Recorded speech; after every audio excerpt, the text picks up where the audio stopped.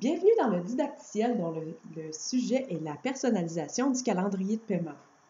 Il ne sera pas question ici de données financières ou mathématiques, mais plutôt de ce que l'utilisateur peut voir au niveau du calendrier de paiement et de ses colonnes.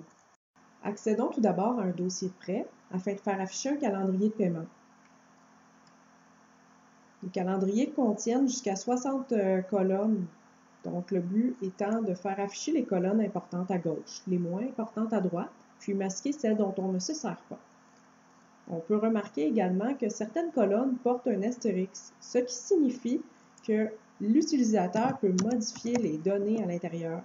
Ce sont donc des colonnes que l'on préfère conserver à gauche puisqu'elles nous sont plus utiles. On peut faire afficher ou masquer les colonnes à l'aide du bouton droit de la souris. On peut également les déplacer à l'aide du bouton gauche de la souris. Par contre, ces modifications ne sont pas permanentes, puisque si on redémarre le GPM ou encore si on fait une mise à jour du logiciel, on risque de perdre la mise en page que l'on aurait fait ici. Afin de rendre permanente l'ordre des colonnes et l'affichage, il y a le bouton ici.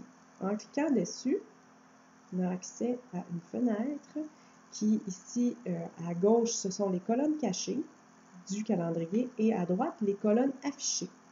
On peut décider de retirer ou d'ajouter à l'aide des flèches centrales les colonnes que l'on désire faire apparaître. Et à l'aide des flèches de droite, on peut en modifier l'ordre d'affichage. Donc, si je remonte mon trait de colonne jusqu'en haut, il va être plus à gauche finalement dans mon calendrier de paiement. J'ai la possibilité aussi de geler des colonnes, ce qui veut dire que si je défile vers la droite, mon calendrier de paiement, je vais conserver les colonnes gelées visibles en tout temps. J'ai tendance à faire ceci avec le numéro de ligne, l'état de ligne, la date de paiement et le paiement. Donc, pour ce faire, je me positionne sur la dernière colonne que je désire geler et puis j'appuie sur le petit cadenas ici. On voit maintenant que les 4 colonnes sont en gris foncé, donc elles seront gelées. Afin de bien conserver mes paramètres par défaut, il est important de cliquer sur sauvegarder comme défaut, ici le petit lien. Donc la configuration des colonnes sera sauvegardée. En appuyant sur sauvegarder, il y aura un rafraîchissement qui se fera, qui pourra prendre un certain temps. Je pourrais dire même jusqu'à 30 secondes, dépendant de la vitesse de votre ordinateur. Vous pouvez également élargir ou rétrécir vos colonnes. Par contre, ces préférences avec le bouton ici sont par utilisateur.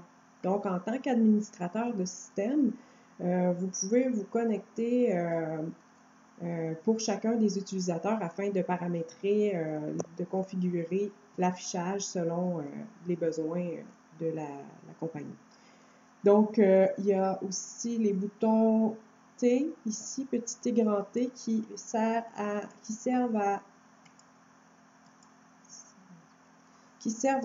agrandir ou rétrécir la grandeur des polices. Il y a également aussi, avec le bouton droit de la souris, on peut définir une couleur, choisir une couleur pour les lignes.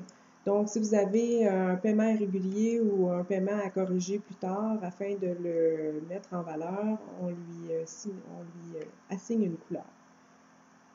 Donc, je crois que nous avons fait le tour et puis je vous invite à regarder la vidéo Fondements essentiels du calendrier de paiement.